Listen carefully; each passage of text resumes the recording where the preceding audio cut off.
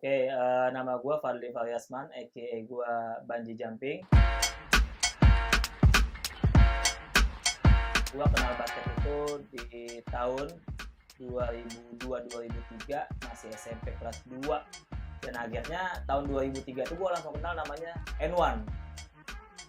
Nah, itu dikenalin sama temen gue juga, dikasih video pertama kali tuh N1 Mixtape 1 kalau nggak salah. Nah di situ udah gue mulai belajar tuh yang namanya streetball, tapi gue nggak tahu tuh gerakan-gerakan dasar streetball tuh gue nggak tahu. Yang penting gue ikut dengan seperti video N1 aja gitu. Udah lama kelamaan di situ gue mulai ikut masuk komunitas di streetball itu di Pulau Mas. Gue dikenalin sama temen gue, nama komunitasnya Indigo Streetball yang ada di Pulau Mas. Nah itu setiap hari Minggu waktu itu latihan. Pagi-pagi berangkat dari rumah ya untuk latihan streetball waktu itu.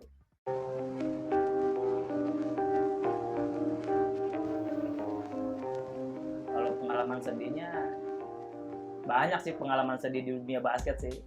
Salah satunya gue nggak punya sepatu basket, nggak punya bola. Nah itu gue nggak punya sepatu basket dari tahun 2003 sampai 2011 gue nggak punya sepatu basket. Berarti hampir 8 tahun ya gue nggak punya sepatu basket di situ. Tapi gue nggak pernah berhenti untuk mencoba skill kemampuan gue yang udah gue milikin gitu. Nah udah akhirnya di situ gue tetap berjalan, tetap berusaha latihan semaksimal mungkin. Nah sampai di tahun 2009 gue putus asa dengan dunia basket. Akhirnya gue coba pensiun di 2009. Gue mulai jauhin hidup gue dari basket, ternyata nggak bisa. Akhirnya tahun 2011 gue balik lagi di dunia streetball ini, gue coba jalanin. Ya akhirnya gue bisa sampai ke titik yang dimana gue inginin waktu pas di tahun 2011. Gue diajak sama satu, mungkin teman-teman juga pada kenal semua, namanya Julian Rizky atau kita biasa panggil Boski. Itu sempat ngajak saya ke Palembang waktu itu, bergabung dengan LID.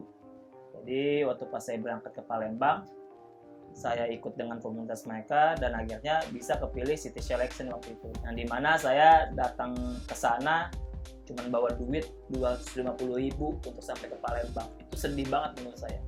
Sampai saya berpikir kalau saya nggak menang, kalau saya nggak juara, saya mungkin pulang juga pasti pinjam duit nih sama teman-teman di sana.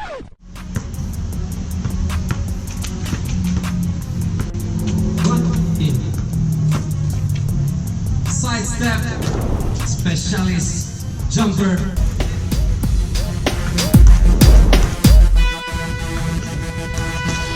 Action point. Boom! Action point 1, tambah 2 poin dan bonus poin tambah 4. Just like that, langsung jauh lagi.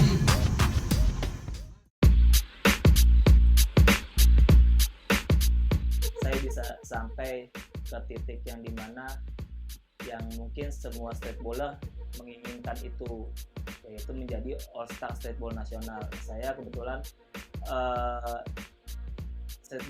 All-Star di streetball ini perjalanannya juga cukup sangat sulit ya kalau bagi saya. Waktu itu gamenya TX3. Nah kebetulan saya mencoba ya, dengan semua apa yang saya bisa, trik-trik yang saya punya, saya coba lakuin. Tapi alhasil saya kalah di situ sampai babak penyisihan aja sih, nggak sampai semifinal final. Akhirnya pas malam-malam itu saya dapat kabar bahwa akan ada City Selection 20 sebelum ke All Star ya. Itu masih ada masih ada seleksi lagi ternyata. Ya udah akhirnya saya kepilih dari 20 itu menjadi 8. Nah dari 8 itu ternyata dibawa untuk ke playoff Jogja waktu itu. Nah di playoff Jogja saya ketemu dengan beberapa pemain-pemain streetball, mungkin bisa dikatakan masternya streetball di Jogja lah gitu. Salah satunya Mara aka Baby Showtime. Kebetulan saya satu tim dengan dia waktu pas playoff di Jogja tahun 2013. Nah di situ saya punya tim yang dari Jakarta, punya tim ternyata diacak lagi di Jogja cuman ada 6 pemain, sedangkan di dalam satu tim itu ada 8 pemain, tapi saya cuma 6. Sedangkan pemain kita belum tahu tuh siapa aja, karena waktu pas di playoff di Jogja itu kita diacak sama sekali. Akhirnya dapat 6 pemain, 2 pemain lagi ternyata dari Jakarta juga, salah satunya Abrar dan Dewa. Akhirnya saya playoff. Nah, sampai pertandingan selesai, akhirnya saya juara tuh di playoff Jogja. Saya juara dengan 6 pemain, saya bisa juara 1 di sana dan membawa Jogja juara waktu itu. Kalau saya sih lebih pilih All-Star nasional, karena mungkin itu salah satu pencapaian tertinggi sih menurut saya sih. Di kalangan streetballer pasti mereka tuh pengen semua untuk mendapatkan gelar All-Star nasional, karena gelar All-Star nasional itu sulit banget ya, apalagi se-Indonesia kan. Seleksinya nggak gampang, harus menguasai berbagai macam trik yang bisa kita lakuin di situ. Kan gini, kalau bedanya itu kan kalau basket konvensional kan ya kita ngelakuin double ya itu hitungannya udah volley, udah pelanggaran gitu kan. Tapi kan kalau di streetball itu kan beda konsep lah gitu, beda bisa dikatakan beda peraturan gitu. Tapi sih nggak merusak basket sebenarnya, itu kan hanya seni kan, hanya kreatif kan. Di LA Streetball kan juga kan kalau kita nge-trick itu bukan hanya trik doang, tapi dapat poin di situ. Jadi nggak cuma gaya tapi nggak poin, itu enggak.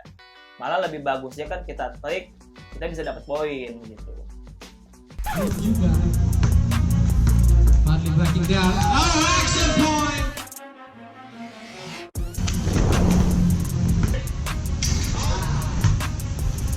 Empat satu. Oh, nice move. Rocket. Mulai menyusul. 2 poin deficit. Nice jumper. Jumping. Hey yo.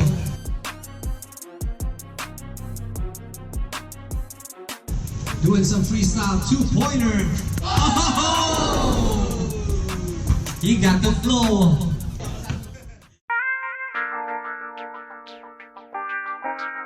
Jangan patah semangat untuk melakukan atau melatih diri kalian di dunia streetball, karena menurut saya streetball itu adalah suatu basket ya, suatu olahraga yang mempunyai seni tapi di bidang basket. Dan itu bisa kalian latih, bisa kalian gunakan ketika kalian berada di pertandingan streetball, bukan di pertandingan konvensional. Jadi menurut saya kalian harus banyak-banyak belajar di dunia streetball. Banyak video-video di luar sana yang bisa memberikan motivasi buat kita di dunia streetball. LA Streetball kedepannya saya berharap sih bisa ada pertandingan seperti yang dulu, seperti tahun-tahun sebelumnya yang masih dengan gerakan trik, dengan gerakan point breaker. Saya pengen ada di pertandingan itu lagi. Menurut saya seperti itu sih. Dan saya pengen banget hal itu ada lah untuk streetballer yang di luar sana yang masih pengen mau belajar. Karena mungkin itu salah satu wadah basket streetball yang bisa mereka kembangin sih.